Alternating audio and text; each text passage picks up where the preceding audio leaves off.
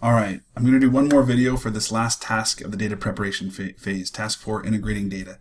So there's several ways we can do this, and I've got this last pill down here, apply SQL transformation.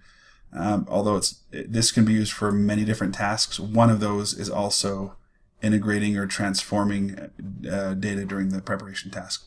Anyway, I'm not going to go through all these in detail. They're pretty self-explanatory. Let me just show you the first one. Let's use the join data pill to bring together two of the data sets. Saved data sets. There we go. Here in the samples, I want you to go, these are Microsoft data sets that we all have. You don't have to upload them. I want you to get the restaurant customer data set. No, change my mind. Movie ratings and IMDb movie titles. There we go. So, movie ratings is a list of, it's like a linking table, an association class. It's a list of users who have rated movies, and here's their rating and timestamp. We used this in an earlier video, you might remember. But if I want to do some type of association analysis or recommendation on this, it'd be nice to see what the actual movie title is. And this is an example of when we sometimes denormalize data for the sake of analysis, making it quicker and easier. What I have over here in data titles, or movie titles, is the same movie ID. It's a primary key here, and it's a foreign key over in that other table. Then here's the actual movie. So what we want to use is a join data pill to bring those together. Whoops. Doesn't matter which one goes in which side, because we need to specify what the primary key foreign key relationship is. So we simply say, okay, for the left side, it's called movie ID, no space, capital I. And on the right side, right here, it's called movie ID with a space, capital ID. So my point is that the column names don't even have to be the same. But if you know that the primary key here matches up with the foreign key here, then we can simply use the join data pill to bring them together. So by now, this should be a pretty straightforward concept to you if you've already done the database chapters earlier on in this book.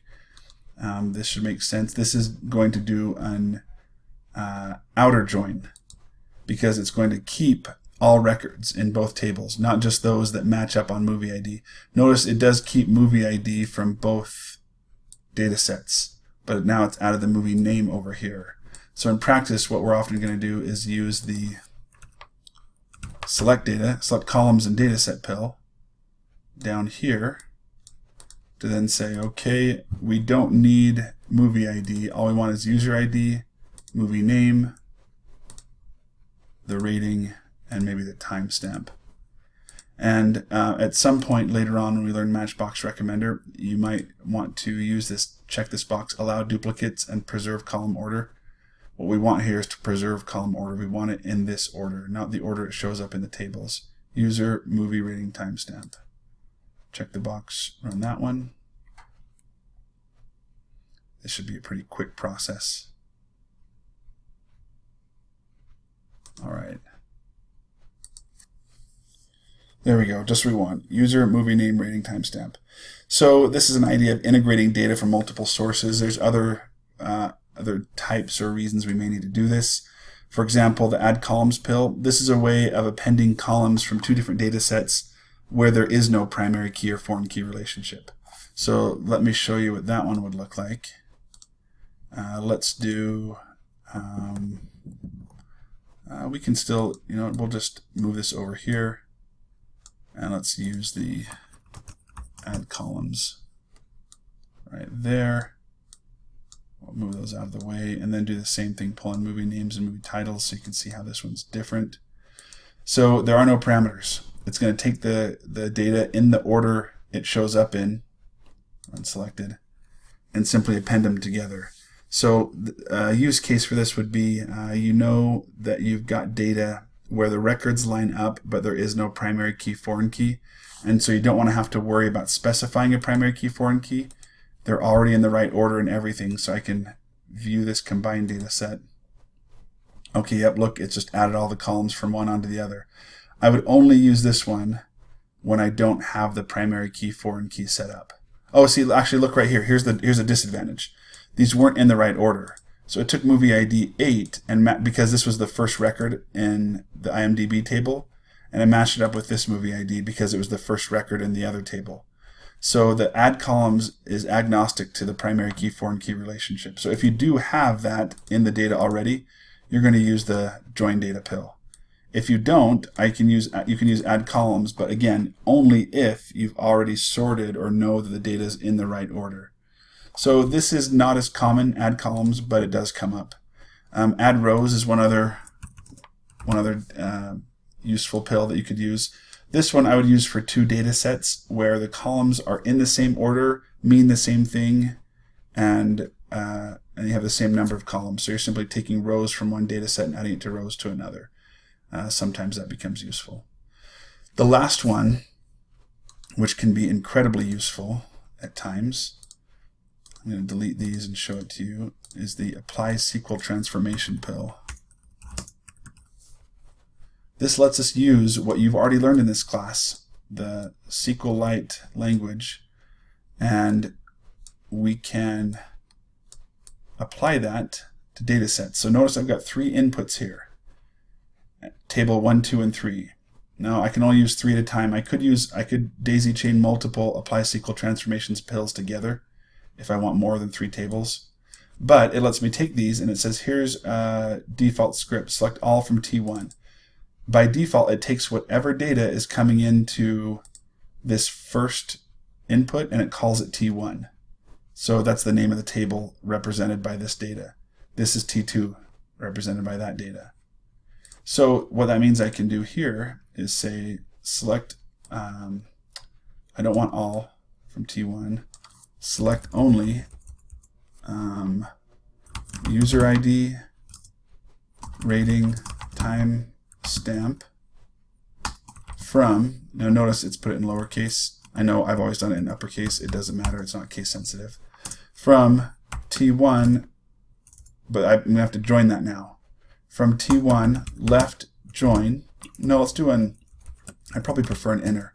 So I would use this if your join data pill is doing any, if you don't want an outer join, or if you want to specify a left join or a right join, I can use this to do it. Inner join T2. So remember, it's not the name of the data set, it's the name of this input right here. So T1 is going to inner join T2 on, but I do have to specify the primary key. T1 dot, I think it's called movie. I think I'll have to put this in brackets because it's got a space. Movie ID. Oh, I better check it out and see. I can't remember. What's it called here? Movie ID, no spaces, I is capitalized. Okay, now the capitalization matters, but movie ID equals, so I don't have to have the brackets for that one because there's no space, but T2, I know there is a space. So that's why I'm using these brackets, movie ID. That's how it's spelled in the other table. All right, let's see if I did my SQL right and run that.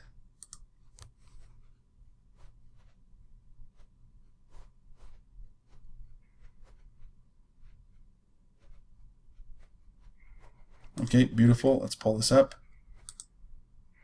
All right, user ID, rating. Oh, I forgot movie title. That was the most important one. Here, the nice thing is I don't have to check that box that I used in my select columns that says preserve column order, because I can movie. Oh, oops. I'm gonna have to use this because there's a space. Movie. Oh shoot, I can never remember. Is it called title? No, movie space name. So movie space, oh, come on, name. There we go, now run that. So what this means though, now that you understand how this works, is that apply SQL transformation can be used for anything that SQLite can do for us. So we can, that opens up the entire world of SQL mathematical operations, formulas. Now, Azure ML Studio has done a great job of replicating all those in here anyway, but I do have one use case I can show you later in the course of where this apply SQL transformation comes in really, really useful. So anyway, let's take a quick look and make sure that worked out just fine. Movie timestamp. Oh, I still don't have my moving name. What am I missing here? User ID, moving name. Oh gosh, remember to do a comma. Run that one more time.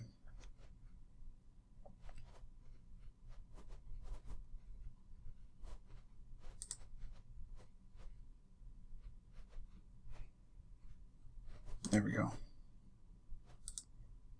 There we go. User ID, moving name, rating, timestamp. All right, there we go. In a nutshell, 4 pills to help you integrate data.